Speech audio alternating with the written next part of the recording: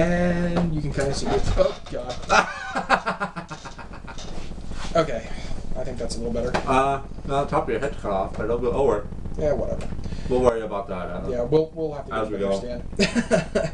So, welcome back after a very long hiatus of about 2 years, I think. Is that what you want to call it? Hiatus? A hiatus? Yeah, because it's not like we're completely revamping the show. We're just finally hopefully getting it back up and going. As much as we can. Yeah, because there's this thing, called life. And we're older and we have them. Yeah, Jesus Christ. I mean, our first season, you were older, but we still have shit ton of free time. Yeah, I've always been older than you, and I'm going to always be older than you. God, I hope so. But I'm 30 now. Ah. Fuck you. Hey, I may be 30, but I don't have a kid. Yeah, your second one's Gonna have two. Jesus. It's okay. They're gonna be horror fans, and it's gonna be great. One can hope, as long as their mother, isn't too controlling about it. Amelia. Yeah. My daughter. She loves gremlins. That's good. But yeah. It's gonna happen. So, like we said, life. You have kids now. I got kids, and I started a new job pretty recently. I'm in a new relationship because former fans knew from my previous one, from when I was living in my apartment. Oh yeah, and I moved. I own a house now. Woo! Which is great. So I have my little studio area that I'm still working on. You guys could probably see some of the mess in the background. Might go through it a little bit later. No, that's fine. So anyway, we're going to kind of trim things down today because of trying to get things up and running again. So we don't have like a top 5 list. We don't have a comparison thing. Nothing like that. We do have our reviews, obviously. For me, from 2011, talking about Shark Night. And from 1997, the movie Event Horizon. What do you got, Jay? All right. For me, from 2010. I was going to say, wasn't it like 2010? 2010. Like We got Coraline, if you can. There we go, Coraline. And then from 1990, we got Gremlins 2, the one here at the bottom, because I know I've done the first one. Yeah, you did Gremlins way back in I think season 1. Yeah, which is still one of my favorite little monster movies. I think my favorite one though that we've talked about, and it kind of sucks because I've got the first 2, and my girlfriend and I, we actually saw the third one in Concord yesterday, and I contemplated buying it, but I wasn't going to spend $24 on it. Was Human Centipede 3. Oh yeah. Yeah. I was going to buy it, but then I'm like, nah, I'm not spending that much on it. I'll wait till it goes down. I still haven't watched any of them. No, you watched Human Centipede 1 too with your mom, I thought, because when I reviewed Human Centipede 1, you actually gave your review on Human Centipede 2. Remember, Maybe it was a while ago. Yeah, it's been a while. You're probably right. But, Yeah, because my mom and her friend were having like this whole horror movie thing, and then they watched Human Centipede 1 and 2, and she's like, "That is the most disgusting movie!" Yeah, because I want to say that I did the first one I reviewed right beside a Serbian film. I actually talked about Serbian film the other day. Oh, did you? Yeah, I was talking to that with a coworker of mine who had no idea what he was getting into, and he was watching it, and it got to the scene with the newborn porn, and he's like, no, I shut it off after that. I'm like, no, you need to keep going. He's like, I couldn't do it after that. The comic book store over here in Tilton. Oh, the one that's on the main street. Yeah, Stewart's. I haven't gone in yet. I keep saying I'm going to stop. I went in, and it's nice. Small. They have just comic book boxes full. Oh, nice. But I was in there, and there was another writer in there actually. Oh, right on. And just an amateur. Her and her friend want to do comic books together. Cool. Comic books together. Yeah. I'm like, that's cool. Well, me and her were talking, and she's like, "Have you seen Serbian film?" Yeah. And I'm like, "Yes, I have." She's like, "I like writing that kind of horror." I'm like, I almost super extreme. I almost thought I fell in love. All right. That's awesome. That's awesome. No, it's actually pretty cool because there's a girl I work with, and she's really into survival horror games. And we had a meeting at work, and nobody told me about it, and nobody told her about it, so everybody, like, went to the meeting, and the music has stopped, all of the machines have stopped, so it's just silent, and it's me, her, and the guy I was talking about a Serbian film with. Yeah. Because he lives in my town, so I give him a ride home and everything, because he doesn't have a car. But we're all standing around like, what the fuck's going on? And I looked at him and I'm like, if this turns out to be like some zombie apocalypse shit, just know I don't have to be the fastest. I just gotta be faster than you. You can always triple. But then, of course, we found out that there was a meeting, and we're talking about it at lunch, the three of us. And she's like, yeah, I thought it was like something out of Silent Hill. And I was like, yes. That's cool. It was great, and you know, it's really cool because there's a lot of I work with a lot of horror fans, so like I've made a lot of good friends there. Like I got one guy who's really into body horror, so he likes stuff from like David Cronenberg, and like he loves things like The Thing and The Fly and movies like that. The Thing is cool. Oh yeah. I've always liked the idea of The Thing. Oh yeah, and if you ever read the book, Who Goes There, it's phenomenal. Is that what it's called? Yeah, the book is called Who Goes There. I've never known that. And then the original movie from the 50s is The Thing from Outer Space or The Thing from Another Planet. It's something along those lines. Yeah. And it's I didn't realize those were related. Yeah, it's all right. I mean, it's nowhere near as good as Carpenter's version. Well, I mean, come on, it's Carpenter. And even the prequel that they did, it was good. I'm not going to say that it was horrible, but I mean, there was a lot of things that just made no fucking sense. And actually, the PlayStation game, the PS2 game, was pretty good because I don't even remember. Yeah, I actually have it for my PS2. Of course you do. I paid $1 for it when GameStop was trying to liquidate all their PS2 games. Ah. It was you buy 2 and you got 3 for $1. So I bought 2 at like their full price, and then I bought like a bunch of different random games. Of course, most of them were like games for my ex-wife. Like I bought because she was really into like Sonic, and she was into things. Sonic's not a bad game though. No, it's not bad. Well, the new ones aren't that terrific, but the older Sega ones are definitely the best. Speaking of which, have you seen the newest meme, the Sonic meme? No. Oh, you haven't seen Uganda Knuckles? Yes. Okay, I know what you're talking about. Do you know the way, my brother? That one. I saw a picture of it and I was just like, it said Uganda Knuckles, and I'm like, what is going on? It's so funny. What's going on with you, Sonic? Come on. And the thing is, like, it's been implanted in everything. Like, my girlfriend, she sent me a video of it with him fighting Perfect Cell from Dragon Ball Z. And it was fucking hilarious because Cell's just like, just fucking end me now. Just kill me now. Alright, so getting back onto the topic of horror, you seen any new horror movies, whether in the theater or DVD, anything like that? Netflix? I don't have internet. And I can't afford internet. Are you living in a cave? Yes. Are you Osama bin Laden? Well, no, that doesn't count because we found out that he was in a cave playing World of Warcraft and Final Fantasy on a laptop. No, I live a very secluded life away from horror. I don't get to express myself in the horror way besides maybe reading, because my girlfriend is Disney and butterflies and PG-13 and this and that. So this is what happens when you have kids. You give up your balls. No, it's not kids though. My daughter watches Gremlins, all right? My daughter is already better than my girlfriend when it comes to... But see, that's the thing. Your girlfriend, because she is the mother of your child, and she is like, no, you've got to be like this. She has taken away your balls. Well, see, that's the plus side of having a kind of pre-made family with the girl I'm with, because she's got a 4-year-old son who's actually really into superhero stuff, so I get to watch all my like Marvel and DC. Oh, that's pretty cool. Which is cool. He loves Spider-Man, which pisses his mom off because she's wicked DC and he's wicked Marvel, which is hilarious. That's awesome. And I'm like the one middle ground guy. I'm like, I'm like, I don't know who to Dark Horse. Image. Yeah. I mean, you got other options. Well, Image has got all the good Marshall stuff because Image has got The Walking Dead, of course. Yeah. It's got Spawn. Really? Yes. I always thought Spawn was Marvel for some reason. No, Todd McFarlane was with Marvel, and he created the character of Venom, which I can't wait for the Venom movie because they're saying that it's going to be a more of a horror film, which I'm really excited about.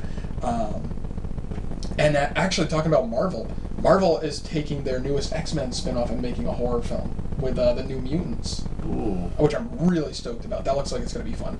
I like how comic books have kind of taken the part of movies a little bit. Not so much. There has been bad. Oh god, there have been bad some movies. There have been some i.e. Green Lantern, Ryan Reynolds. Yeah, which he of course ragged on in Deadpool, which was. Oh yeah, that was terrific. I saw Deadpool in theaters. I laughed. I actually saw it opening day. Did you? Yeah, I went opening day with someone that we both know who has since passed on. The psycho bitch who thought that I knocked her up.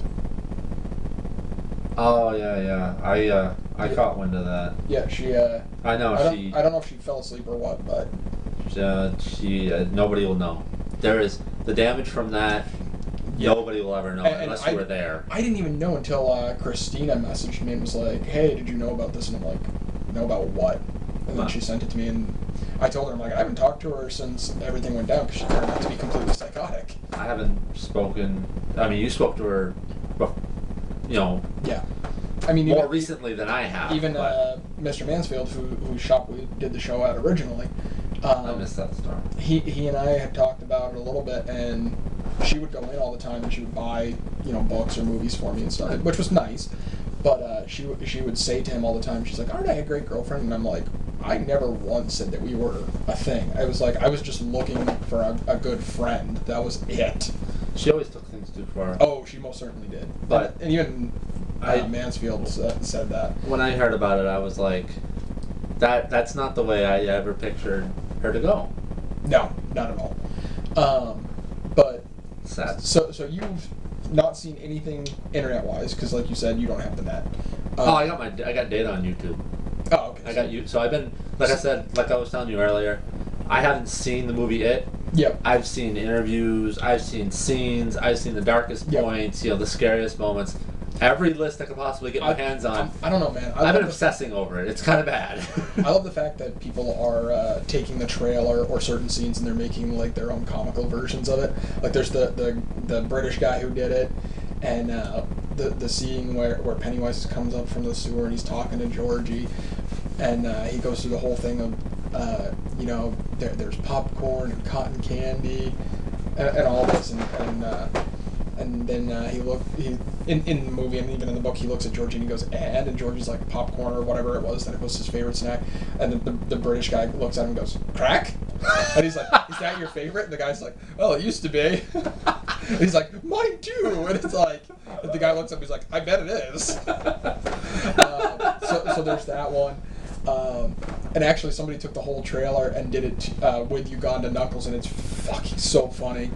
I watched one where it was this little black girl. Yes. Did you see that one? Yes. He's like, "Hi, Georgie." He's like, "My name's not Georgie." I did see that. There's something wrong with you. Actually, the guy who does the Uganda Knuckles, he's an impersonator, but he's also a professional hacker. So he'll get online and he'll play things like Call of Duty, and he'll start like hacking people's accounts. I love watching those videos. And there was one where he pretended to be like a Nigerian drug dealer, and he starts asking the guy, he's like, "Do you believe in your God?" And he starts doing like this voodoo mumbled shit, and he starts like pulling up the guy's address and his name, his date of birth, all of this. And he's freaking the guy out. Then he did another one after the It movie came out where he's playing against some black guy, and he starts impersonating Georgie and Pennywise, and he freaks the dude out. It's so good. It's so good. That's awesome. But yeah, talking about the seeing new things, obviously, like I was saying, I don't have cable, just because I'm a movie guy. So I'm constantly buying new horror films. So I've seen a bunch of new stuff. I just saw I just picked it up actually at Target last week, and I finally watched it. The prequel to the Texas Chainsaw Massacre, Leatherface, where it talks about the kid eventually becoming Leatherface, which was really, really a good movie. That's pretty interesting. Mayhem, which is kind of a weird. I don't want to call it a zombie movie because it's not a zombie movie. Mayhem. Yes. Not Mayhem. Mayhem. Is it Mayhem or Mayhem? I think it's Mayhem. I thought it was because saying Mayhem kind of makes it sound like a pork pun or something. Like a sandwich. I guess. But it's actually. We were just talking about Walking Dead. The guy who played Glenn in the Walking Dead TV series is the main character, and he gets fired from a job, and then Come to find out, there's some kind of virus, and it's almost like the Rage virus from like 28 Days Later. Oh yeah, It just starts going nuts. It's this really dark horror comedy. If you've got the sense of humor like I do, which if you're watching the show, I would imagine you do. Hopefully. So I saw those. What else? Since we've been gone for 2 years, these have been out for a while. I saw these in the theater, as well as I purchased them since The Bye Bye Man, which was fantastic. Never heard of it. It was a good boogeyman kind of story. The Forest, that was done about the suicide forest in Japan. That sounds interesting. That was good. Because I know the lore of that, of the suicide forest. Obviously, I saw the new It. I saw that in theater, and I now own it on Blu-ray. You literally own it. I do own it, but and of course, like, I've been buying a lot of like the direct-to-DVD kind of stuff. Devil's Candy, which I want to review for the show. Krampus 2, not to be confused with the one there that was done by what was his name, Michael Dougherty, the guy who did the X-Men movies. He did Trick or Treat. He went on to do Krampus. This one was actually, I did the movie Krampus the Christmas Devil a couple years back. This is actually the sequel to that. I saw Krampus. Oh, right on. So I saw that a was horror good. movie. That was good.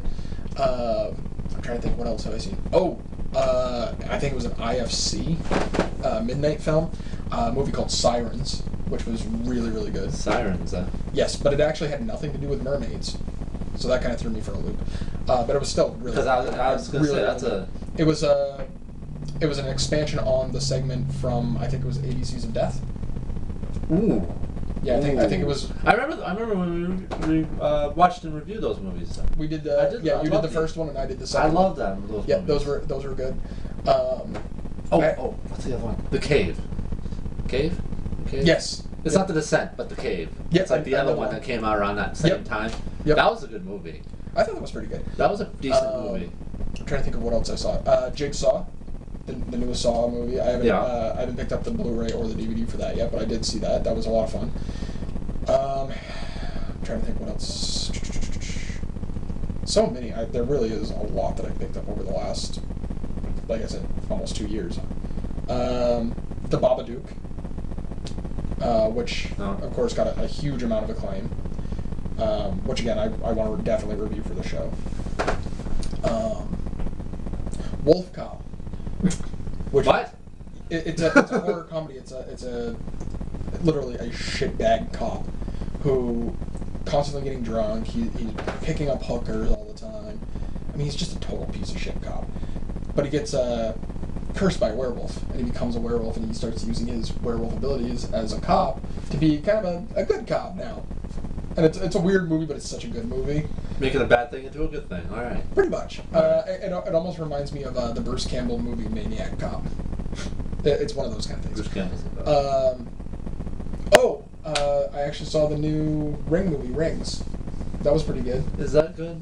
I liked it. I know you weren't a big fan of the Ring movie compared to Ringu, but... I love Ringu, the original Japanese version, and I like most of the sequels of Ringu. The American remakes, I've said it numerous times, I can't fucking stand them. I can't stand them at all because American fans, we're so dumbed down.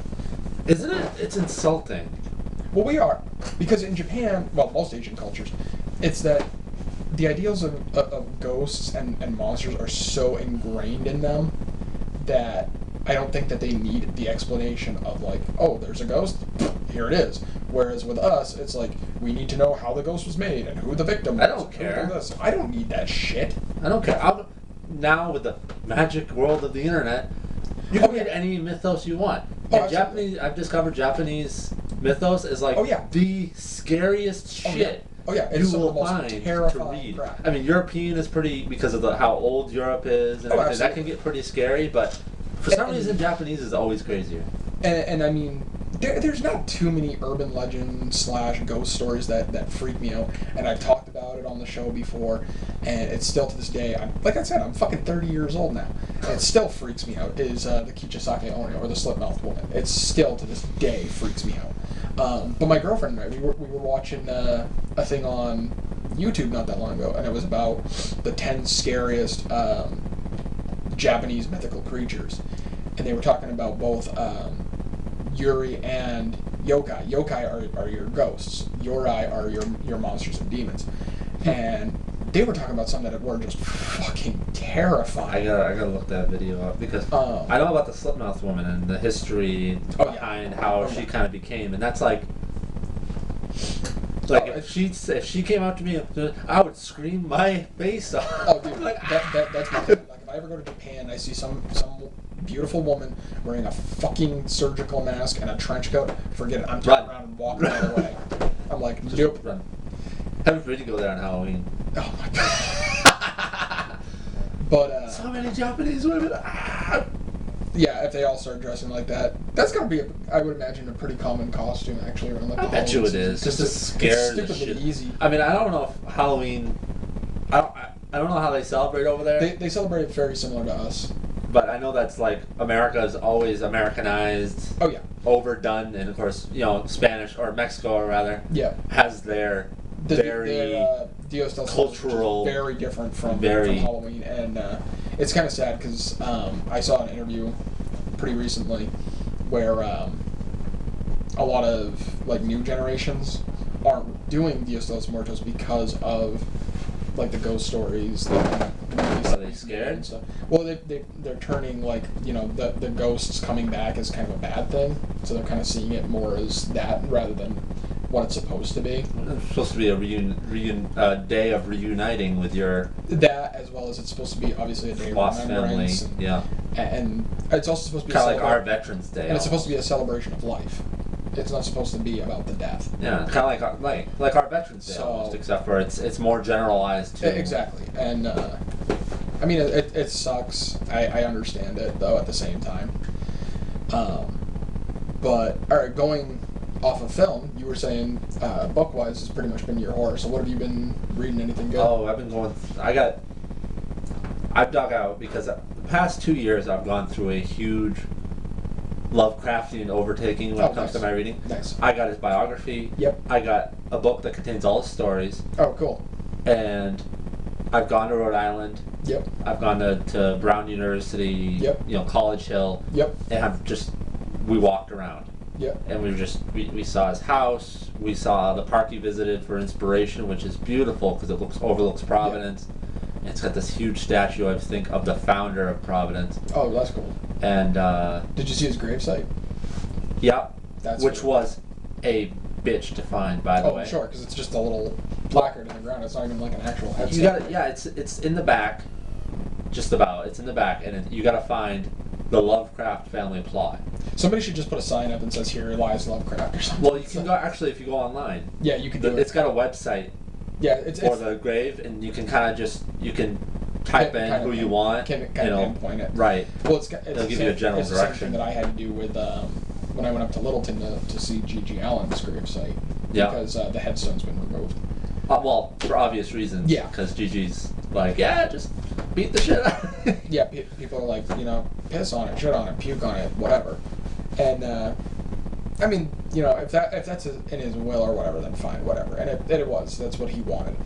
And actually, if you've ever watched Bam Margera put him out the CKY DVDs, I think it's the third one.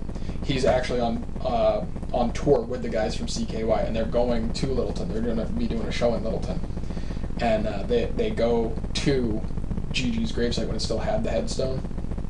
And the lead singer Chad, he starts just slugging down a bottle of fucking Jack Daniels. I mean, a huge bottle. And by the time that he's there, I mean, he's drunk off his ass. He's just sitting there listening to Gigi on a CD player, and he finally whips his dick out and starts pissing all over it. And I'm like, oh my god.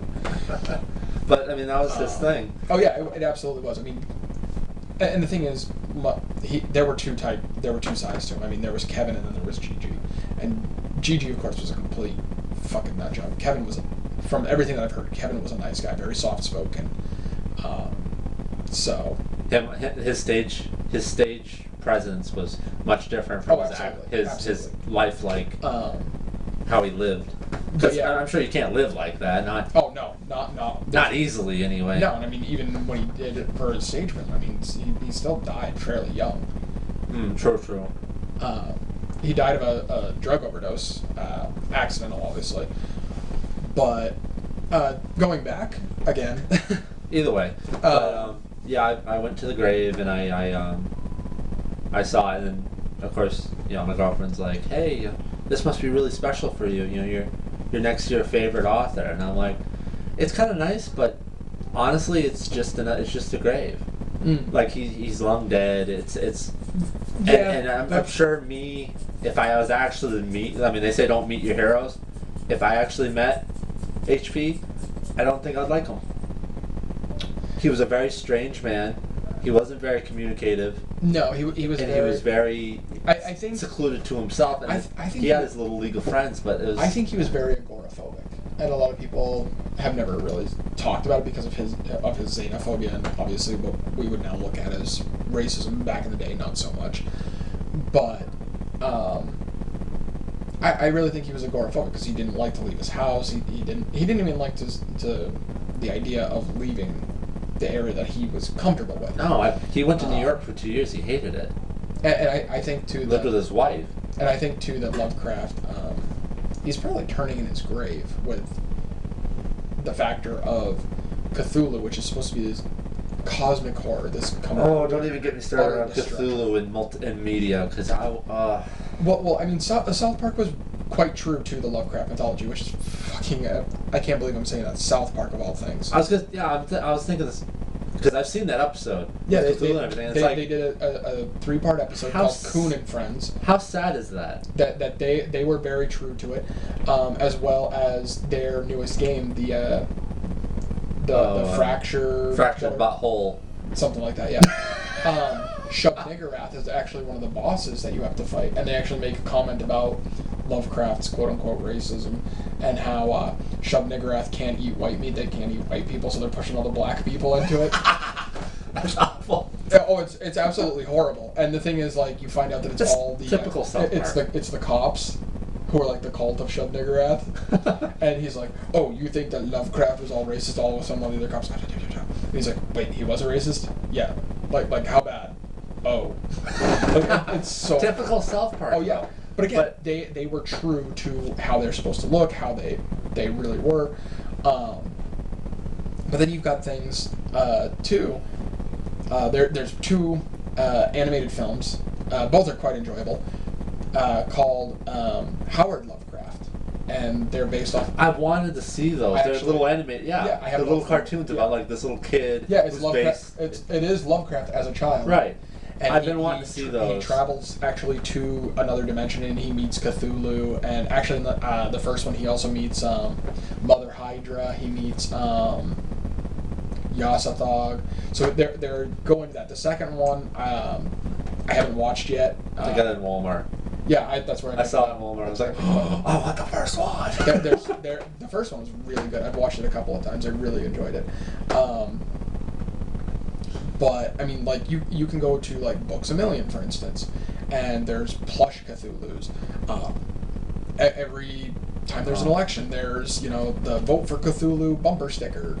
I mean, fuck, I was showing you earlier the pop figures. I have a Cthulhu pop figure.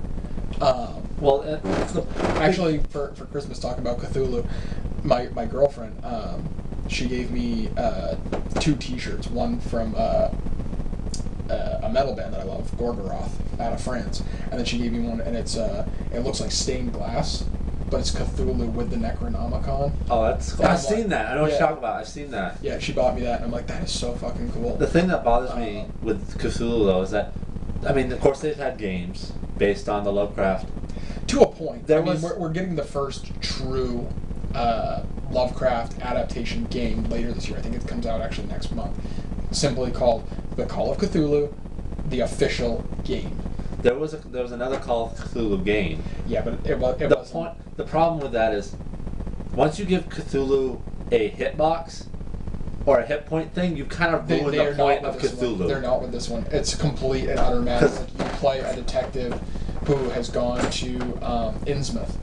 Okay, Okay. And you're doing the I read that investigation. story. And the whole thing is like flashbacks between him being in the asylum and you actually playing through the investigation. That's pretty neat. So I'm really I'll excited play about that, that. That I'm really excited about. And there's another horror game coming out that I've been waiting over 2 years for, and that's Agony. You play as a denizen of hell, and you're trying to escape from hell.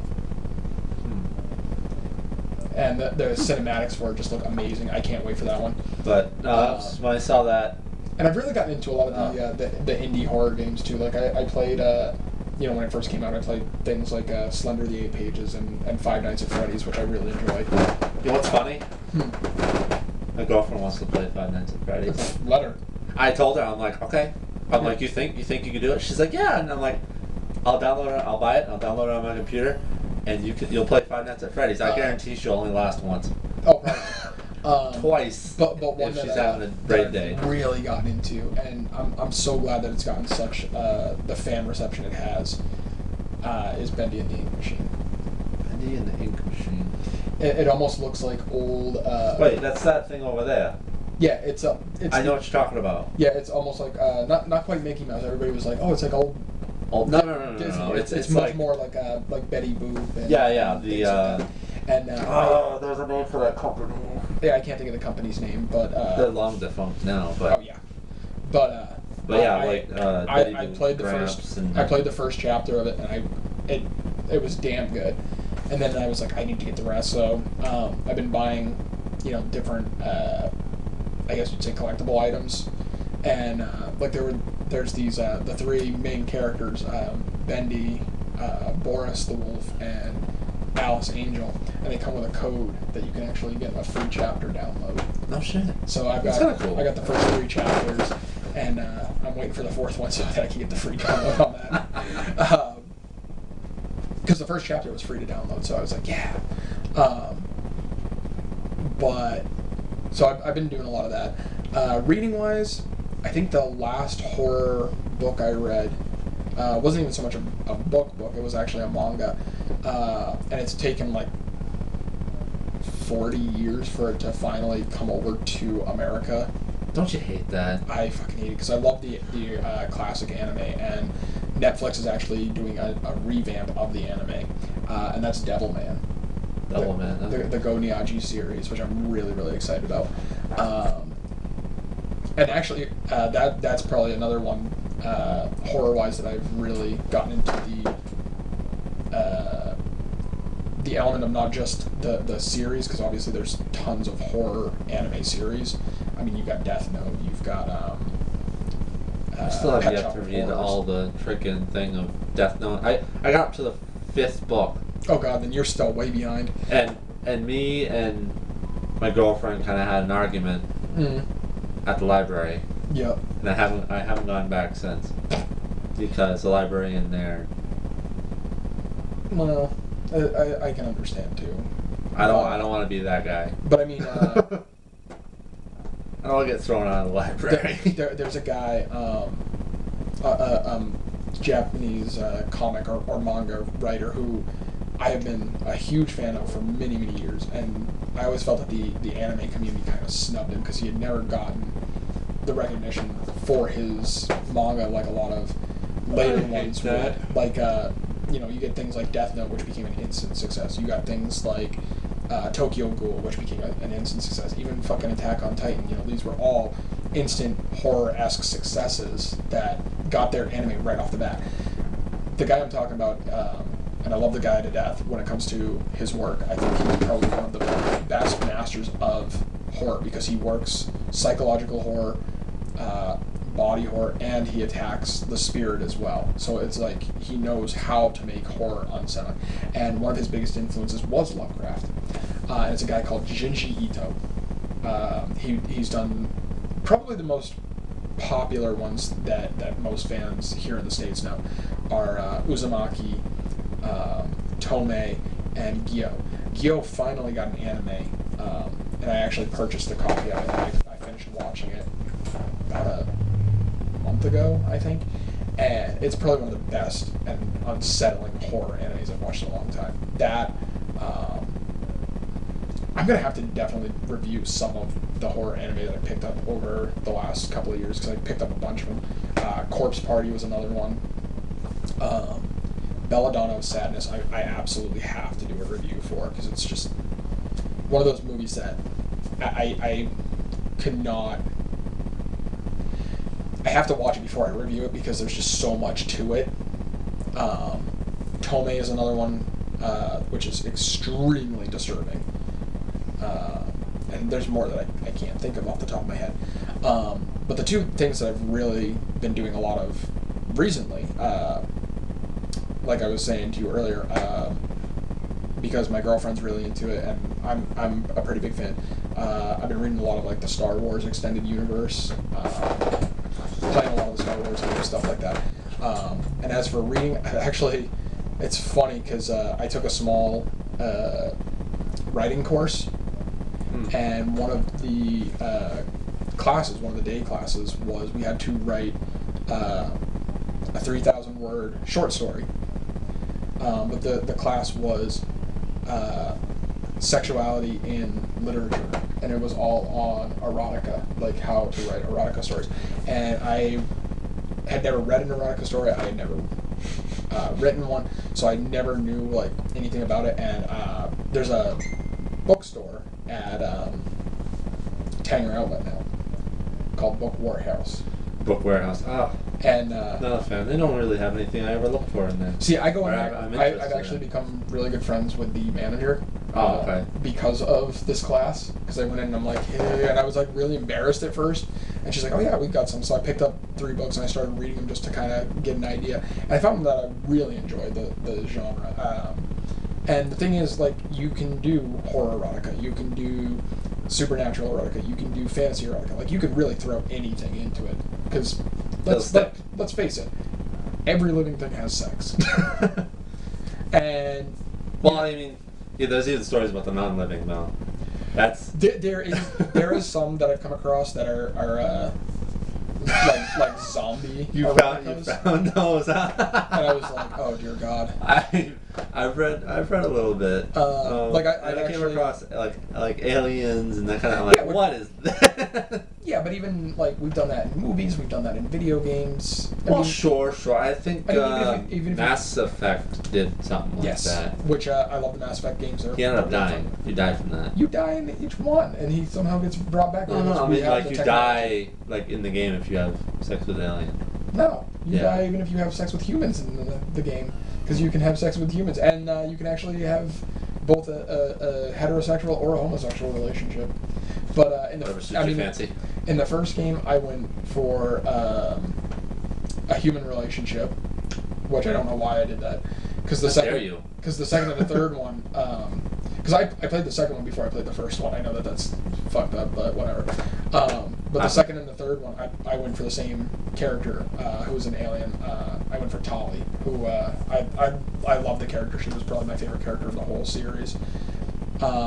I haven't played the newest one. I got to get off my ass and buy Andromeda. I've heard it's not. Andromeda is a lot better than 3 was, I'm sure. Oh, 3, sure. 3 sucked awfully. I thought you were talking about 3. Oh no, I've heard awful 3, things about and 3. then Andromeda is the 4th one. Oh, I didn't know that. With a whole new I didn't know there was 4 of them. And cast, yeah. I bet. I haven't. But again, we've done sex with aliens since fucking Star Trek, even probably before that. Yeah, I mean, look at Princess of Mars, or most people now know it as John Carter of Mars, because in that one it was a human man who fell in love with a Martian princess. So you got that. You've got even in the horror world. I mean, you've got Splice. Oh yeah. You've got Splice was different though. You've got Decoys. Yeah, but they're all human looking. It's when they disguise try to do something. That's when matters. That doesn't count for shit though. Yeah, it does. You think it's human. Okay. You do it. Not any of the chicks from Decoys. No. Maybe the chick from the first species. I don't think I'd go for any of the other ones. I could be wrong. But I mean, okay. I'm just saying, if the alien disguised themselves as a human and to lure you, you would fall for it because you'd think they're human. Yeah. And then you find out they're an alien and you're already dead by then. So I mean, come on. if alien life is out there and it came to us and it exposed itself, how long do you think it's gonna take before people start fucking it?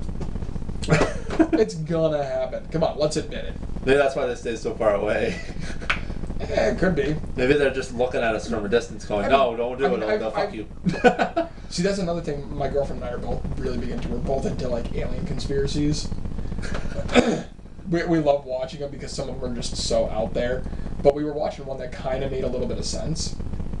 Because if you look at every other planet, most of their, what we would know as an atmosphere, because we breathe oxygen, every other planet is carbon-based, right? They would breathe carbon.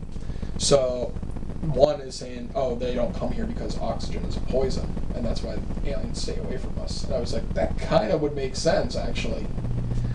So... To wear weird suits. Yeah, that's probably why we've got the, quote, ancient astronaut thing. Why are we talking sci-fi? Anyway, okay. Let's get back to We've been going 40 minutes talking about everything else. Oh my god, we have. Doing a movie review, so sorry wasting your people's time. It's been a while. We have to waste your time. We honestly haven't spoken for a while. It has been a while. And even then, it's like when we run into each other, we'll talk for like 20 minutes. Yeah. So this is the first time in, like I said, almost 2 years, I think, that we've hung out. So, all right, let's get to the reviews. You first. Me first? All right. I'm going to start with the newer film from 2011. And I can't believe that you actually forgot this because you actually gave this to me for Christmas. I gave you that movie? Yeah, you bought this for me at Walmart during Christmas time because I was with you. Been a long 2 years, okay?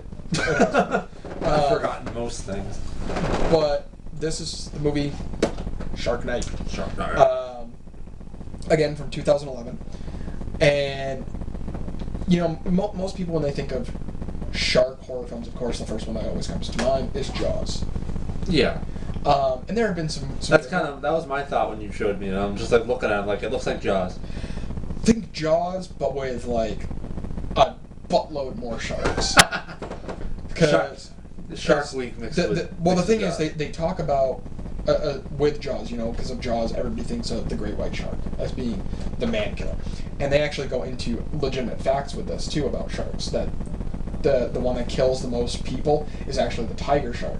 And you see a tiger shark, you see a hammerhead, you see a great white, you see bull sharks. I mean, there are just tons and tons and tons of sharks that they talk about.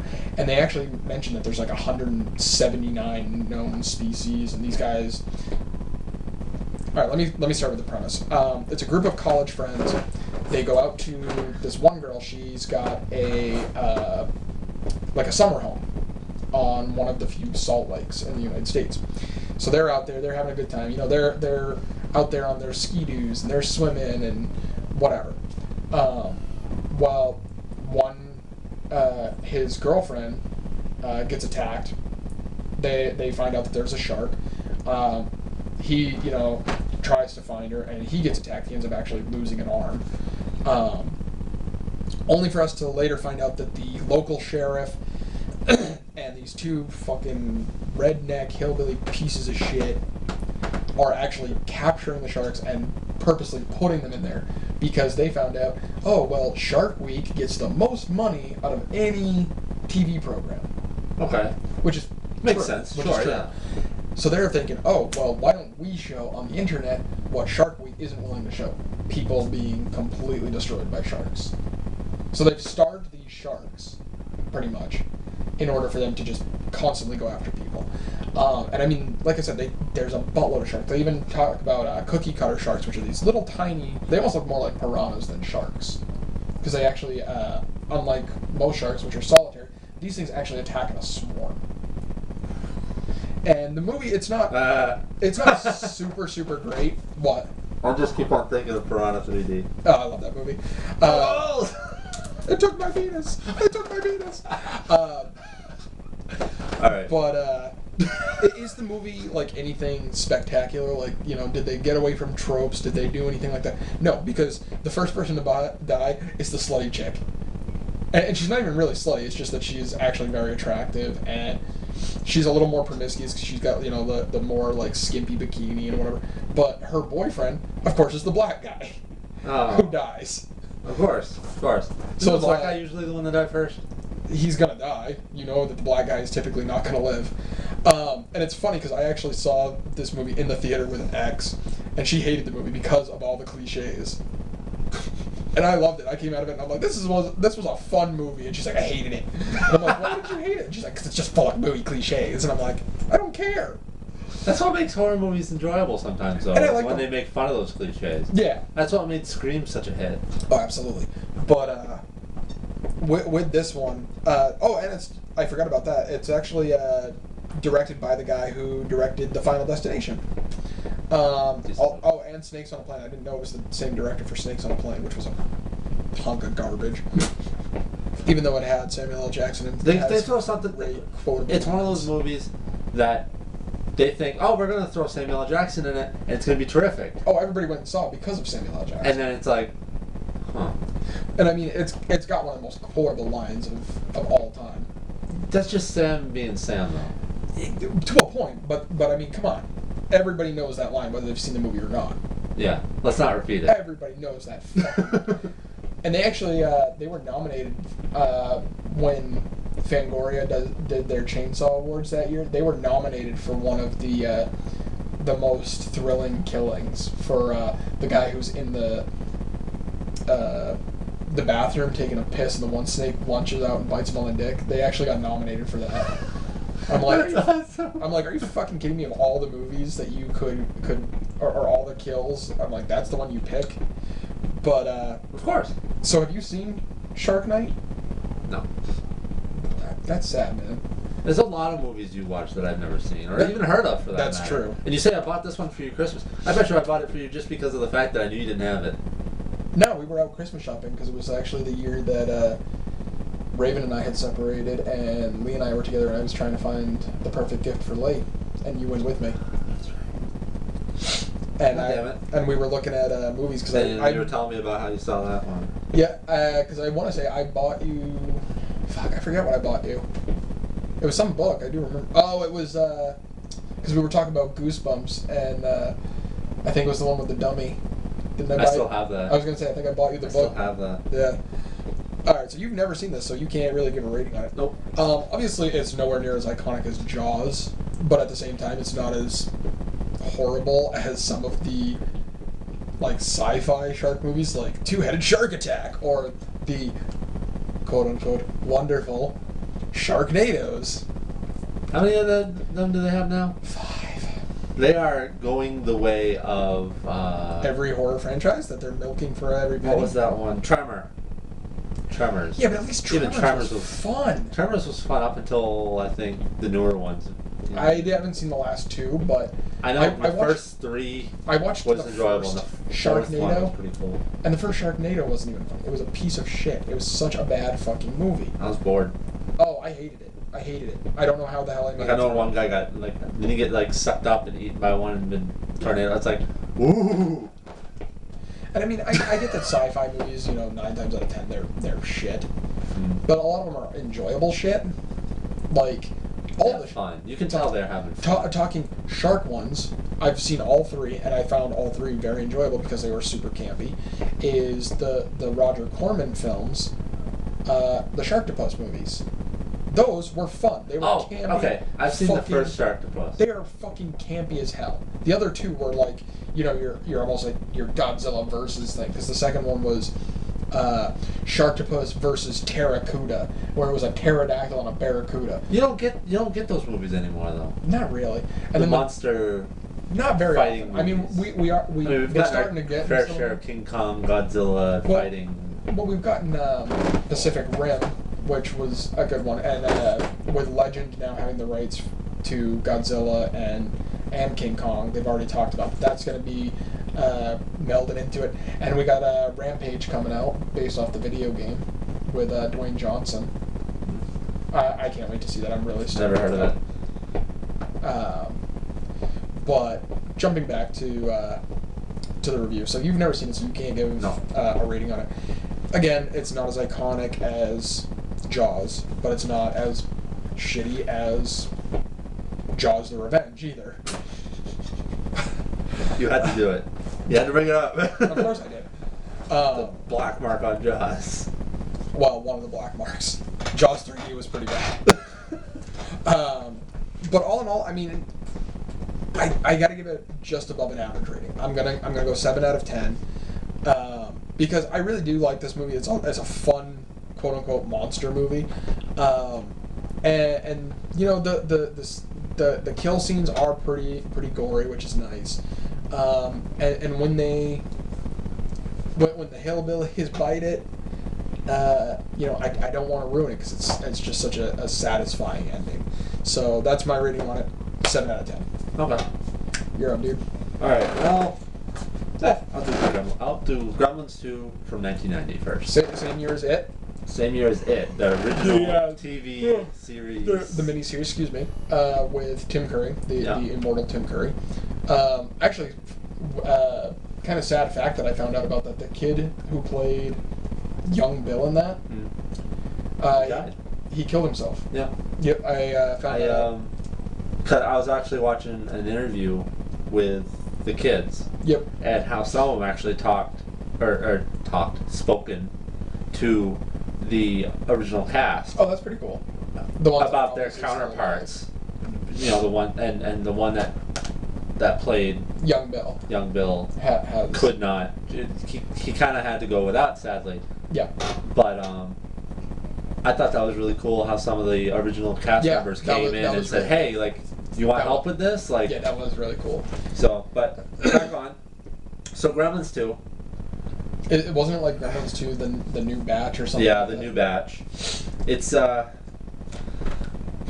it doesn't take itself very seriously whatsoever. No, it's very much a tongue-in-cheek kind of. It's very tongue-in-cheek, very satirical against itself. I was almost looking at what's the word I'm looking for? Black comedy. It's a very horror comedy, and I mean I don't know if Spielberg went out of his way for the original to be a horror comedy. However, it was pretty silly. The original Gremlins. Oh, it absolutely was. And I mean, it came on the heels of things like Ghostbusters and Monster Squad, so it kind of I think fit into that weird, like, you know, oh, you want to take your family to see a horror movie kind of thing. I think it almost kind of fit into that. I'd go with that because I've seen both Gremlins and Gremlins 2. I watched them with my daughter. Yeah. She's only a year old and she loved them. I mean, my girlfriend's son, one of his favorite movies is Corpse Bride. Yeah, that's it. And I would say that's kind of like a family horror film. I think that's what I kind of got going on right here right now. That's kind of a dark between my movies. Yeah, I would say so. I definitely went more legitimate, more adult-based horror. Contemptual horror, I guess, would be the word. But yeah, Gremlins 2 was a really weird one because it kind of came out of nowhere. It came out of nowhere. It had and the setup for the plot kind of they did go back to the first one a little bit, just with at least I'm just glad they got some main characters from the original one to do the second one, because I could imagine this movie would not survive without some sort of character continuation. Oh, absolutely. And the fact that they got the original actors to say yeah, I'll do another Gremlins movie. Yeah. I mean, they got a few of the original actors. Well, not only that, the but first movie. You've got to think too that with how big of a success the original Gremlins was. I wasn't around for that. You were. I don't think I was either. When was the original one? 80. I almost want to say. No, maybe not. What 84? No. I didn't realize Gremlins 2 came out that far after it. That's a long time for a sequel. A long time, yeah. Well, talking about long time sequels, another shark horror film, Deep Blue Sea. 19 years it's been, and they're finally putting out a sequel. That's a labor of love right there. Oh yeah. And I know a lot of people shit on Deep Blue Sea. I thought it was a fun action horror film, so I kind of want to see this new one. Mostly because obviously the graphics are going to be picked up and stuff like that. But yeah, Gremlins 2. I thought the plot was just really fucking bizarre. Yeah, taking it out of like a small town. I don't know necessarily. I can't remember the character's name. But and the main guy was it the first one? goes from. And I'm forgetting, was it the first one or the second one where there's like this really bizarre talk of like one of the girls being molested or raped. It's been so long since I've seen one of those Okay. movies. So the first one, I think I know what you're talking about. The first one, the girl his girlfriend talked about Christmas and how her dad was stuck in the chimney as Santa Claus, and he died in the chimney. Okay. And so that Christmas is like really mortifying for her. I think in the second one, there's another one where she's like, it's like some stupid holiday like St. Patrick's Day or something. She has like something mortifying. And they like stop her and said, like, we don't have time for that right now. Yeah, she's about to like talk about like how some character like touched her or something. I don't really. And they're like, we don't have time. Yeah, which is terrific. The plot makes no fucking sense. No, he's a writer, and then the special effects are nowhere near as good as the first one, which is 6 years. You would think that special effects would have gotten better. But you also got to think budget. Yeah, they didn't have anywhere. Hey, we're gonna make Gremlins too. Why? Because the first one was such a success. But because we got much money for the first one, and they're probably like, yeah, we already spent that money, so here's your budget. It's shit. Yeah. Well, it's kind of like the Jurassic Park movies. You know, they slowly went downhill, and then Jurassic World came out. And Jurassic World, I know some fans absolutely hated it. I thought Jurassic World was fucking amazing. I loved it. I haven't seen it. So I can't. I haven't seen Jurassic Park in forever either. I actually have the entire franchise except the first Jurassic Park. On DVD. I have them all on DVD except for Jurassic Park. You have Jurassic Park on VHS. I have it on VHS. I'm still trying to dig out the. Oh wait, you got it right there. You're good. I got my VCR still. He has a VCR, vintage. I have a VCR, a DVD player, and a Blu-ray player. I just don't have a 4K, which I don't want to get at this point because I know. What the hell's a 4? The 4K, it's like the newest. Oh, yeah. Bullshit. I don't. PlayStation did the whole. Remember when like Laserdisc came out and everybody was like all about Laserdisc? Dude, I remember the fight in between. What was it? It was VCR and like. The Betamax. Was it the Betamax? Betamax and VCRs. I remember when that was just ending. I was a kid. I was young. Yeah, my dad and I talked about that actually quite a bit. The VCR and Betamax fight. But Gremlins DVD 2, Blu-ray or not? Gremlins 2, in my opinion, falls into that pile of sequels that are so bad that they're enjoyable. Yes. You know, things like Troll 2. I haven't seen Troll 2. Pretty much any of the sequels from Attack of the Killer Tomatoes. You know, any of those kind of things. And is it a good movie? Not by any fucking stretch of the imagination. But it's fun. But it's a fun movie. And the thing with, I think we have pretty good senses of humor. I would say so. And I'm sitting and watching this. I'm enjoying it because I see the satire and I see how they're like picking fun at themselves and like, haha, we're making this shitty movie. Let's just make it shittier. And it's like, that's funny. My girlfriend's sitting there. She's like, this movie's dumb. And I'm just looking at her. I'm like, you don't understand. But all right, let's get a rating. So we're already into this an hour, and we only have an hour and 11, so we gotta. That's whatever. As a horror movie, nah, like a 3, because it's not really horrifying. I'm pretty close to you. I was gonna give it a 4, because I guess for like a young kid, there's some scary imagery. For an adult, we're obviously gonna laugh at a lot. The worst thing in this was probably the Spider Gremlin. I mean, the Spider Gremlin was fucking stupid. That was probably as a kid's perspective. That's probably the whole thing. You're giving it a 3. I'm giving it a 4. Pretty even on it. Yeah, it's all right. So I'm going to the film. I've wanted to talk about this film for so long. You were watching it too, weren't you? I was. That's funny to show up the day you're watching it. From 1997, and the fucked up part is this movie got cut so much. The Paramount. I hate that. Paramount fucked this poor guy because he had made several movies for them that had been huge blockbuster hits, and they said, whatever movie you want to make, we'll give you the money. He wanted to make a true ghost story. He was really into gothic ghost stories. And that's how it started. He wanted, because he was really into the idea of the ghost story, but he wanted to put it into outer space. So he created this idea for the ship to be able to travel pretty much through like a black hole, but it was through an interdimensional portal to different parts of the universe. A wormhole. Pretty much. And he was really inspired by things like Gothic cathedrals. Like if you look at the ship, you can see like the flying buttresses and stuff. Like he really, really was into I see it. He was into. He was watching the Hellraiser movies. He was really interested in the lament configuration, opening up these gateways to hell. So this guy really was inspired by horror to make a great fucking horror movie that people, even to this day, shit on. Now, am I saying that it's a perfect movie? Not by any means. However, because most of it, you know, you can see that the computer-generated effects are very dated. This movie was made in 1997. Remember that. This movie is over 20 years old. The movie I'm talking about, Event Horizon.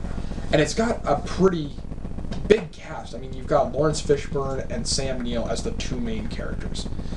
Lawrence Fishburne's kind of like one of those heavy hitters. He is. Maybe not as much as known as some of the, like, you know, Samuel L. Jackson that we were talking about. Well, Lawrence he's Fishburne. He's a Lawrence good actor. Fishburne, okay? He was in John Wick, which were a huge success. He was Morpheus in The Matrix. He was in Roots. Yep. Which was a big TV but series. I mean, The Matrix trilogy is probably, to this day, one of the most well-known franchises. Yeah. Then you've got Sam Neill, who, he's kind of fallen off now, but at the time, he had just come off of Jurassic Park. Still to this day, one of the biggest movies. So that's 97, right? Yeah, 97. So that's right. Yeah, that's right after because the whole the first Jurassic Park came out in 95, I believe. Yeah, so a couple years later. But either way, this movie, if you're a fan of things like Hellraiser and, as we were talking earlier, Lovecraft, this is truly a Lovecraftian horror. It's cosmic horror. It's horror of, you know, the unknown knowledge that we should not know, the forbidden knowledge. Excuse me. The gore scenes in this, and the poor bastard that, like I said, who was directing this, he had this amazing script done, and he had all these really cool sequences. Like, he had this one scene that they cut, and it's been found, and it's on the collector's edition DVD, which unfortunately I don't have. And it was called the Hell Orgy scene, and there's a guy who's all cut up and he's scarred, and you know, he's having sex with this chick who's got like some kind of spike driven through her head, and then he's being anally penetrated by this like giant pipe. And I mean, it's a really gory scene, but at the same time, it's one of these scenes that's just so gorgeously shot. And you can actually find it on YouTube. I've seen the whole thing because it's on YouTube. And again, so many people. I think this was a movie when it came out, people just didn't fucking get it. I think it's one of those movies that people just did not understand. And I'm kind of hoping, because it does have a good cult following. Like, there are people who love this movie. And I'm one of those people. Even when it came out, I remember seeing this, and I loved it. Like I said, a lot of the effects are pretty dated, which is kind of sad. But this movie is still so fucking good. Time of 97, I bet you those special effects were like steady. They were. I mean, this guy had a massive budget. Paramount came in and like, well, we got to cut this out. We got to cut this out. We got to shrink down the movie because they felt that it was too long.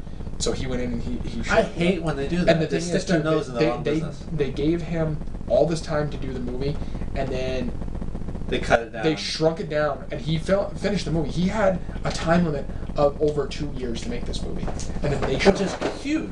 And then they shrunk it down to 8 months. Oh. And then after that, they did the screening. People didn't react to it well, so they're like, well, you know, maybe if you cut this out and you cut this out, we can get it there. And they gave him an additional 6 months to work on the film, to get it, you know, what scenes to be refilmed and whatever. And then after that, they cut him down to 6 weeks. From 6 months to 6 weeks. Poor guy, I say. And he I don't know if he's done anything else after this. I really want to know. I should look into it. But do I give this movie a perfect 10? Like I said, it is not a perfect 10. I do give it a very high rating because it is still so enjoyable, and the sequences where it gets into like the hell dimension parts are still fucking terrifying. This movie, I've got to give it an 8 out of 10. Event Horizon, you can find it really cheap. I mean, I picked up my copy for like $5, I think. And if you can pick up a used copy even, again, I cannot recommend it enough. It's a great movie if you're a fan of Lovecraft, the Hellraiser franchise, or even just science fiction horror, dark science fiction. Love this movie. So 7 out of 10. Have you ever seen Event Horizon? No. Oh. I've heard of it, Never seen it though. but I've never seen it. I've heard, people talk about it very briefly, Yeah, a lot of people shit on it. and I'm sure it was shit on, so that's why I was like, I hate to say it, I'm one of those movie watchers. You have to sit me down and put a movie in, Yeah, and get me to sit there for a good 5 minutes. understandable. Because in that first 5 minutes I'm watching this movie, I'll get into it. Yeah. And so, There's very few movies where I'm like, I can't get into this, and I either have to switch it or shut it off. right. But like my girlfriend and was like, hey, you want to watch a movie? And I'm always like, And especially with like horror films. I mean, I watch the worst of the worst.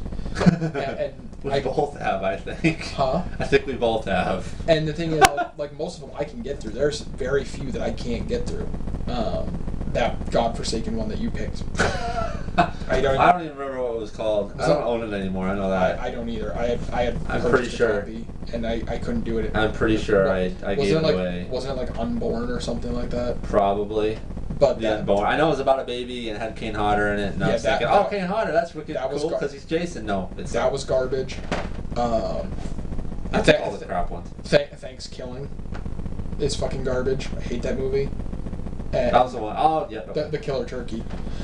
Alright, so we gotta get into your Okay, last one. we gotta get to it. What was it, 2010? 2010. We're gonna Coraline. Which I I mean, like I was saying earlier, I'm doing like a family horror. It seems. Yeah. It's based off the book of the same name. Yep, by Neil Gaiman. Right, Who which- most people would probably know now from his TV series American Gods on Stars, which is fantastic, based also off of his book. But I haven't read the book actually. No. I gave it to my girlfriend for a present. She introduced me to this movie. Oh, really? And she's like, "You'll love this." She's like, "I know you're into like that weird horror thing." Yeah, she's like, "This I read is the, very I actually calm, read the, but I read the I think book you'll like it." actually in middle school. Oh, okay. It was one of the books that I could read for a book report. So I was like, okay, that sounds like it would be interesting because I had read some of Neil's work previously, things like the Graveyard Book, and of course, when he was doing comics, I read stuff like Death and the Sandman series, and of course Lucifer, which I really enjoyed.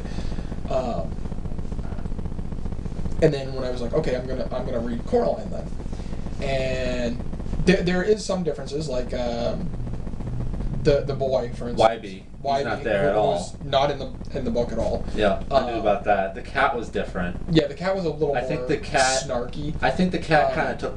I think they took YB and kind of made that part of the cat into a YB and have the cat strictly be something else. Yeah. But we've obviously got to talk about what makes this a horror film. Because by face value, you will not consider it. Much like with Event Horizon, we have a portal to another world. Yep, which is in form of a small door. Yep, which had been that's hidden in the wall. That had was been wallpapered blocked over. off. Right. Probably for a good reason. Which once in the dimension we meet the other mother. Other mother and other who father, starts off who's it's literally a dream come true world. You get the food you want, you get the garden you want, everything that she wanted she was getting, which was great.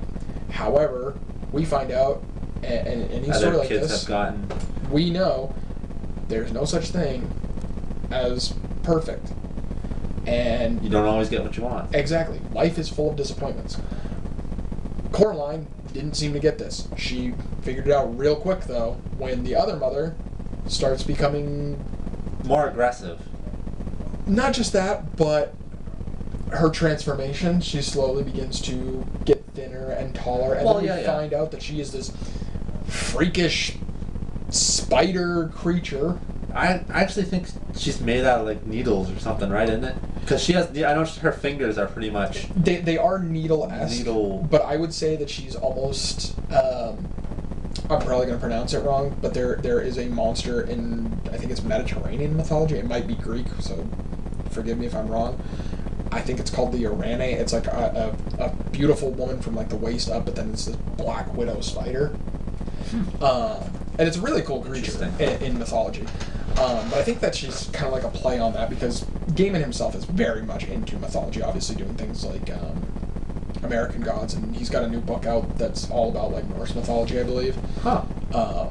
But yeah, I actually, when Coraline was talked about it coming out and everything, I actually was one of the first people in line to see it because I had read the book, I loved the book, and being a fan of gaming, I'm like, I have to see this. So I was lucky enough to see it in the theater, and then when it came out on DVD, I jumped on buying it on DVD. And actually, that entire company, Lucia or something like that, Leica, I think. Yeah, Leica. Everything that they put out, I really enjoyed because they've done that. They did Paranorman, which I was a big fan of. Yeah. Box Trolls, and their newest one really went away from the darker. I mean, there was some darkness to it, and that was Kubo and the Two Strings, where it was the little samurai boy. And it's based off of a Japanese myth. Fantastic movie. Actually, it came out the same year as Deadpool and a lot of other movies. And when I did my Facebook list of movies of 2016, Kubo was my number one. It actually beat out Deadpool. Nice. Which I was really shocked. I'm like, there's not going to be anything that's going to beat out Deadpool. And it just barely. We've barely scratched the surface when it comes to this movie. We only have like half a minute left. And the rating...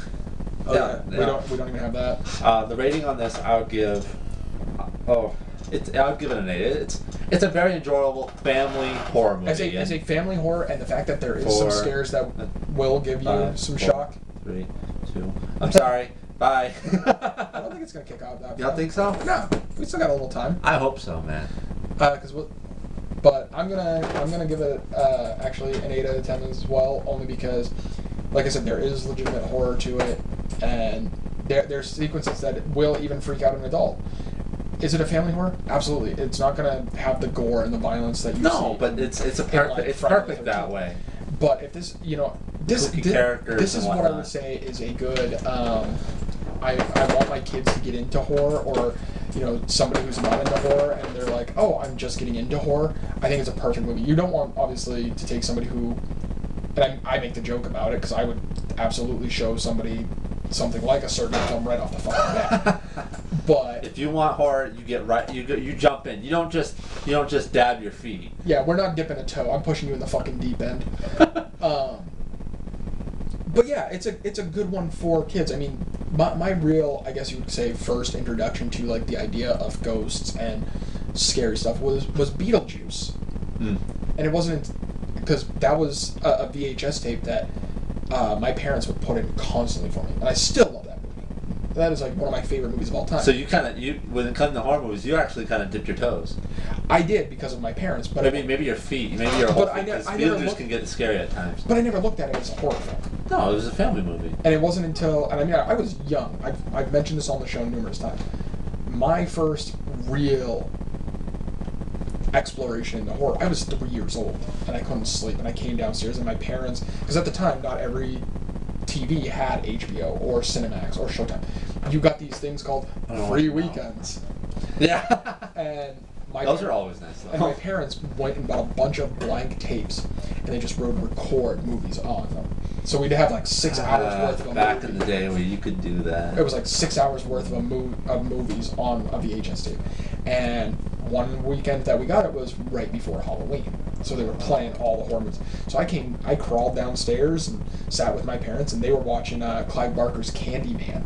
Oh, I love that movie. So that was my first. I love horror Candyman. movie. But they were doing a huge marathon of it. So my first 3 horror movies, because we sat there and watched horror movies till like 2 in the morning until I finally started falling asleep. But it was Candyman. Then after that, it was. It was what, 91? 90. 90. And then after that was another great monster movie from that time frame. No, that actually came later. I apologize. The next one was the original Evil Dead, the first one. Okay, yeah. And then the third film that I actually started falling asleep in, surprisingly, and it didn't freak me out, was The Exorcist, the original Exorcist. So, okay, at first you dabbed your toes, but at 3 you kind of just... I was just at the point where I was exhausted from being up, but you got pushed. But oh yeah, absolutely. And I mean, Candyman has got some really gory scenes. By yourself. Yeah. And but I loved it. I sat at the edge of the couch, just completely glued to the TV. I was so fascinated, and even to this day, I look at those movies and, you know, to me those are all classics, and they should be. I mean, Candyman, of course, is a classic. Evil Dead, I don't know anybody who's ever said anything bad about the original Evil Dead. It's a cult classic. And of course, even with The Exorcist, fucking Ebert, who constantly talked shit about horror films, even said that it was one of the best movies he's ever seen. It's a good movie. It's a damn. It's not even, and the greatest thing about it, it's not very dated. No, it is one of the few. It's movies kind that of it's grown up, really, but its base stays the same. That is one of those movies that really does stay. It's a timeless movie. So where you jumped into true horror, I more or less jumped into a satirical horror. Was my first, being the Scream movie, because it was still fresh when I was a kid. Scream was a legitimate horror, but the thing is that when Craven was writing the script for it, of course he realized that it needed something fresh, and he realized that horror movies had these cliches. And he brought it up in the movies, you know, don't ever say, I'll be right back, because you'll get killed. You won't. Don't drink or do drugs, and don't have sex, because you will fucking die. It's just how it is. And of course, it became a huge staple, because they're like, oh my god, they gave away the secret. It's fresh. And the thing about the Ghostface killer, too, he's not like Freddy, he's not like Jason, he's not supernatural. It's just the guy in costume. It's literally like a grown-up Scooby-Doo. I think I brought it up here. My girlfriend and I, we actually went to Goodwill this morning. Okay. Before I came home, because my girlfriend lives several townships over. But we're at Goodwill, and they had this little basket, and it was filled with like buttons and pins. Okay. So I'm kind of thumbing through it, and most of them, you know, they were like little band pins, and I didn't give a shit about a lot of them. But there were these. About 6 of them. They were these nice, really heavy-duty, like enamel pins. You know, the ones that you put in like a leather jacket or something. And I'm looking through them, and there was one that was like the Star Trek. You know, live long and prosper. I'm not a Star Trek fan. Never have been. They had one from the video game Portal, which I'd never played. I heard it was good, but I'd never played it. I love the Portal games. Played both. There was the classic Teenage Mutant Ninja Turtle one over the sewer, like from the cartoon. Yeah. But then there were 2 that I had to buy. One being from a video game that I still love, even though I don't play it anymore because I was just spending way too much money playing it, and it was the game World of Warcraft. Okay. But it was a Blood Elf pin, and I was like, oh, that's pretty cool, because the Blood Elves are typically of the Horde, which is what I played. I played Horde rather than Alliance. But the other one, it was Michael Myers with the knife, and it had the jack-o'-lantern on the other side of it, so it was like part the jack-o'-lantern. Oh, yeah, okay, like and the original cover. Yeah, I'm like, this is so cool. And That's I think awesome. it's actually up on my bureau. But I found those, so I asked the woman, because there was no price on it, and I'm like, how much are you asking on the pins? And she's like, well, do you have anything else? And I had a stack of books and a movie and some other stuff. And I'm like, I've got this. I'd spent like $30 at Goodwill. Which is a lot for Goodwill. And she's like, you know what, you've got like $30 here, you can just have them. So I'm like, are you sure? And she's like, yeah, absolutely. So I got these 2 pins, and I was just like, fuck, this is awesome. And I actually, working at Hot Topic, we get a lot of horror-related. Yeah, I mean, that's Hot Topic, so, sure. My girlfriend, she put them aside for me, and I bought them when I got paid. They're 2 heavy-duty enamel pins, but they glow in the dark, and one's a skull and crossbones, but it's Michael's face with the 2 knives as the crossbones, and then the other one is actually the shark from Jaws, and it says Jaws. So I'm like, I can't wait to figure out if I can put those on my jacket or something. But yeah, yeah, like I was saying, like whereas where you kind of pushed yourself, to sit and watch those movies, my cousin dragged me out into the living room to watch Scream because all the adults were watching, and we were in the playroom because we were kids. And I don't care what anybody says. A few years older than me. I know that it's, you know, a kid term, playroom, but I'm sorry, but just, you can take that and make it into such a dirty connotation. I know, but I mean, you know, Legos and shit like that. Oh yeah, I know. But she's a few years older than me. So at this time I was maybe 5. Yep. She was like 8. Okay. So she's like, hey, let's go to the living room. I'm like, but all the adults are in there, and they told us not to go in there. She's like, really? I'm like, she's like, the lights are off, we're going to go in the living room. I watched a good, decent amount of Scream before they even noticed we were sitting there. And of course they kicked us out. But that's typical though. I snuck into a movie. I never had that problem because my whole family knew that I was a big horror fan. So if there was a horror movie coming out that I really wanted to see, I would say to them, and most of the time it was either my dad or my uncle, because my mother hates going to the movie theater. Makes sense though. Movie theaters suck sometimes. I love going to the movie theater, and especially for something that's got to be seen on the big screen, like we were talking earlier, Star Wars. That's a film that. Yeah, it's enjoyable to watch on a TV at home, but seeing Star Wars on a big screen... There's details you just don't... Oh, yeah, you absolutely. can't see on a TV. And I mean, Star Wars is so character-driven that there's characters that you're going to miss on a tiny TV. Another one is pretty much any of the superhero movies. You watch something like the Justice League movie or the Avengers, that on a big screen is so much better than a tiny screen. Speaking of which, I can't wait for Black Panther. I'm super excited for Black Panther. I've heard some stuff about that. Every early thing about it has just been amazing. I mean, Lawrence Fishburne, there was a thing about him seeing it. There was a reviewer sitting next to him, and Lawrence Fishburne was just throughout the whole movie, when like action scenes would come up, he'd be like, "Oh shit, oh shit!"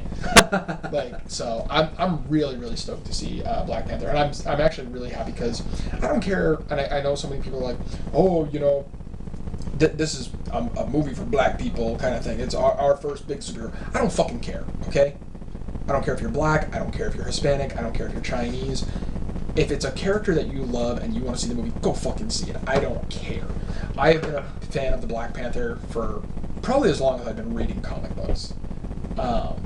He was a character that I've always really identified with, and I'm a white dude, okay? I'm fucking white.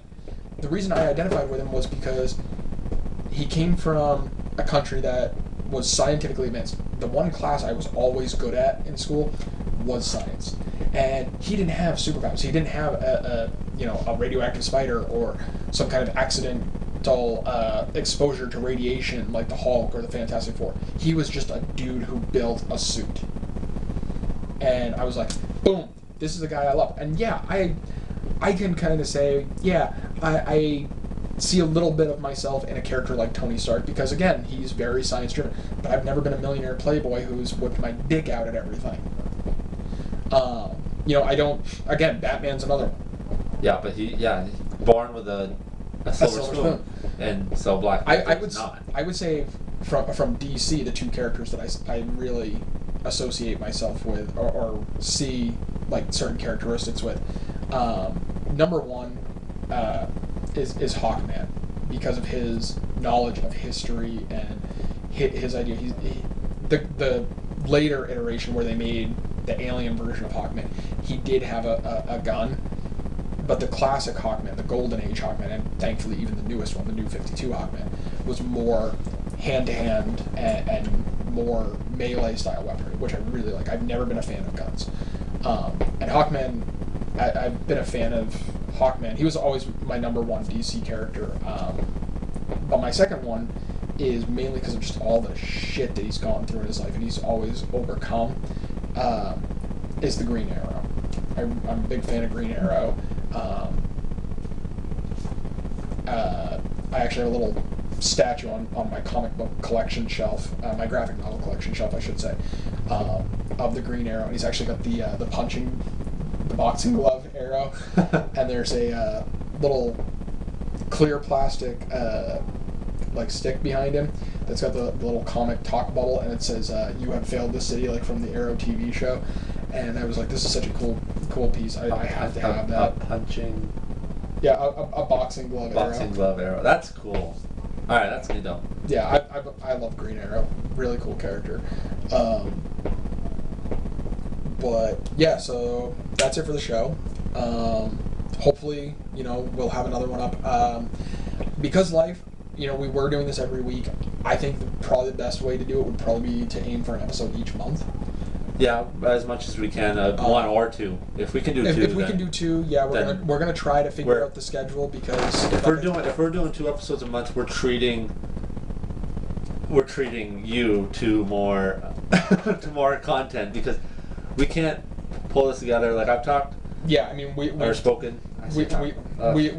each other back and forth on Facebook trying to get this going again. And he works during the week. I work weekends.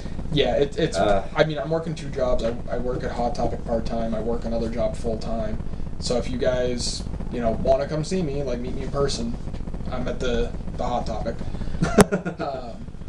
And I mean, I work at Dunkin's. Yeah. So, and I'm always, I'm always there. So, we're gonna aim for next month. I've actually got my 2 movies picked out because I was talking about them on here. I'm gonna review The Babadook. Okay. Which I'm really excited to rewatch. And the second one, actually, I'm going to do, which I didn't talk about. And this one I'm doing because I believe it's Sony Pictures, I could be wrong, is putting out a more quote-unquote legitimate one, which is the Slender Man movie. I'm going to do, it's a found footage film, which everybody knows how much I love found footage films. I'm going to do a movie called Slender, which is based off the Slender Man mythology as well, which I've actually had sitting on my shelf for a while, and I haven't watched it yet, so I'm kind of excited to watch this. I'll let you guys know my thoughts next time. Do you know what you'll be doing? I'm kind of thinking, one I want to do, but I think I want us to kind of do, I know we're going to be talking a lot about it, we're going to waste a lot of time talking about it, Okay. but I've been getting into it, I want to talk about it. Alright. And, well, you did so the I might... classic at one point. Did I? Yes. I forget which episode that was. I don't know. I still got all our stuff on my computer, by the way. Do you really? So I could probably just go back and be like, yeah. That's funny. But, I don't even know what episode this would technically be. 24. Oh, jeez. Yeah, so that means the episode... 22 and 23 are still on my computer. So that means the episode that was on the disc that I've been saving for 2 years. 21 and 22, and 23 was deleted. No, the one that would have been on there would have been 25. Was it 20? No, we didn't do 25. Yeah, it was the one where we did our list of our top 25 horror Really? movies. Yes. That I think if I search around on my desk somewhere, I still got that list. I don't know. Mine I don't have anymore. I don't know. I've since moved too, so. Not to mention, obviously, I've seen new films, so my list would be completely different. But I was thinking it, and then since you said found footage, it got me thinking. I think I want to do the new Blair Witch movie. Oh yeah, I've got that. Because I've seen the original, Yep. and as a kid, the original used to terrify the crap out of me. And that'd be funny because that means we've done the whole trilogy. Because you've done Blair Witch 1 and you've done Blair Witch 2: Book of Shadows, which is not anywhere near as good as the first first it's a one. piece of shit. We mentioned that before. But the first one as a kid scared the shit out of me. So I think I want to come kind of full circle here and do the third one. And I think that would be a really nice tie-up of that. Well, that's kind of what I want to do with Human Centipede. But I'm gonna wait till I can get the third one. So this is very much a continuance of our. Oh, very we're not. much so. We're not gonna We're redo not movies. We're not rebooting. We're not. We're not running through. No, we're picking right up. I mean, we're definitely gonna have to go through and see what we've already done. I'll go on my computer tonight, and I'll message you a complete list. Okay, cool. Of what we've done in every episode. Yeah, I mean, because otherwise it's our comparison. It's gonna be me sitting there watching the videos myself and trying to remember what the hell it was, and I might have to do that. Cause I mean, there's over 20 hours worth of footage. I don't want to waste my life on that. My girlfriend actually found our YouTube channel, and she was watching some of it one night because she's got a YouTube hooked up through her PlayStation, so we were watching it on her TV. Oh, yeah. And we made it through like 2 episodes, and I ended up falling asleep, and she's like, "Really? You fell asleep?" And I'm like, "I can't listen to my own voice. It puts me to sleep." I'm like, "I was so fucking boring." She started laughing. She's like, "No, it was entertaining." I'm like, "No, I was just fucking tired. I was dog tired at that point." Oh. Because she closed that night, and I'd already worked all week. You know what we should do? The store doesn't close till 9 o'clock, but by the time that all the paperwork's done and everything, it was like 10:30. And then we went and watched, 2-hour worth episodes, so it's like after midnight, so I was just fucking exhausted. You know who's closing right now? The place that took over where Mansfield's store is. I saw that. They're in the middle of moving. I wonder if maybe that back room's open again. If not, then I want to see if I can contact the landlord and see if we can film in that back room. That would be kind of interesting. That'd be a back to form, huh? That would be pretty cool. But I mean, you know this room's pretty. Not only that, but I've got so much space now. It's great. Yeah, the other room we had a lot of space too, though. Well, the room that we filmed in previously, Yeah, at my apartment, your office there. my office, that was actually roomy. I would say it was probably about the size of this. But now I've got this. Oh, I think this is a little bit. This is smaller. This room. I don't think this so. room and that room, I think it's about the same size. It was No, it's with the closet. I mean, like no. This think room so? alone is bigger. This room is not by much, but it is slightly bigger. Doesn't look it. Oh no, this is much bigger between the two. But this is, I would say that this is probably 3 or 4 feet bigger than the previous one. I mean, the one at my old apartment, the ceiling was higher than this because I could actually fit more of my dead dolls on that, and I can't. I remember that, yeah. Which I've got a bunch of them piled up there because I don't have the space yet. We'll figure it out. I haven't gotten any new ones, unfortunately, which bums me out. Because I want the Pennywise that's out, and they got a one from The Exorcist out too. That's pretty neat. Do they have her head backwards too? No. Or no. You could spin her head 360 degrees. You probably could, but I wouldn't suggest Press this button, she throws up. But no, That's like I was saying to you, the horror-esque toys that I've been getting a lot of recently have been the pop figures. But even with that, all my stuff is in a box. But even with that, like the pop figures, the only 2 that I've got the complete sets of right now is the Masters of the Universe, or more people know it as He-Man, and the Son of Zorn. Those are the only 2 that I have the full sets of. Because I'm not one of the crazy collectors who buys every fucking pop that comes out. I don't know. There's no sense in that. It's a waste of money. Well, some people like it, and it's a Those fun things little are collection. crazy expensive. That depends on where you go. The thing is, Hot Topic, they always have a great sale going on with them. That it's usually something like 3 for $27 or something like that. So you actually technically are paying for 2 and getting 1 free. Oh, that's pretty neat. Yeah, because that's actually how I did the Masters of the Universe one. Oh yeah, I see your arrow. I see him. Yeah, because when I bought the first 3 Masters of the Universe ones, it was He-Man, Evelyn, and Orko, and then I bought Beastman, Merman, and Stratos. And then when we finally got Skeletor back, and I bought him, a Luke Skywalker from the newest Star Wars, and I bought my girlfriend one of the ones from Stranger Things. But anyway, so we've gone into this in an hour and a half, so you guys are going to have plenty of footage for those of you who still subscribe, still watch the show. So, well, still watch the show, meaning it's been a while and you're going to be surprised that there's a new one. I think the last video I posted on there was actually when I got my first Metalhead box. I posted that. They're going to see it like, holy shit! We're alive! Nhhf is back! Yeah, we're alive. So, hopefully, like I said, we'll see you guys probably within a month, I'm going to guess. We're going to try something will happen. We'll figure out something. It's really day by day. So there's that. I don't know, maybe we'll... I don't know, maybe we'll do something stupid at some point that make you guys want to watch it. I don't know, maybe like JJ will do the gummy bear challenge or something. You don't like gummy bears? I like gummy bears. I don't like that much gummy bear. Well, you know what the challenge is, right? It's that big one, right? You gotta eat it? No. Oh. It's can you eat the 5-pound bag without puking? Dude, no.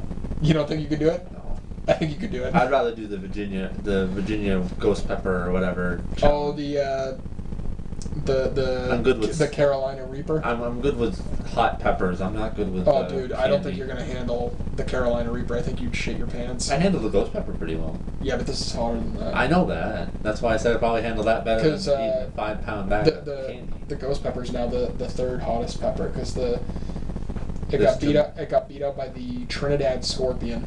Yeah. And then the Scorpion got beat out by... Why are we making hot peppers like this? We can't eat them. Because we're stupid. This is like cars. Why do we make these like wicked fast cars? You can't go 250 miles an hour somewhere. Why are we building sex robots? Because we are lonely old men. How many people can actually afford, one of these sex robots? Not me, and I'd really not want to. I'd rather have a girlfriend. You can actually have conversations with a girlfriend. You can't have a conversation with a sex robot. Yeah, you can. They've got artificial intelligence. That's so good for them. so I don't want to talk to a robot. I would want to talk to one, but I don't think I'd want to sleep with one. I wouldn't want to talk with one, let alone sleep with one. I think talking to one would be quite interesting. I'm kind of curious as how Have you heard about the Sophia? Sophia? Yeah. Have you heard about the conversations they've had with Sophia? Well, she makes. She jokes though. I find it funny. And that's the thing. Like she's like, people didn't find my joke funny. I think she's actually quite interesting. I think she's pretty funny. Yeah. Like I saw her. She's like, did she do a rock paper scissors?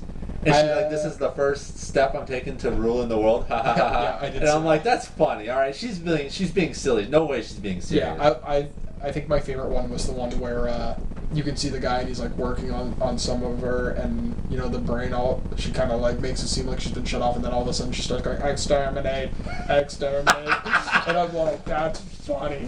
She's definitely. I think she's definitely. I mean, she's advanced, but she's definitely human. Later, y'all. Bye.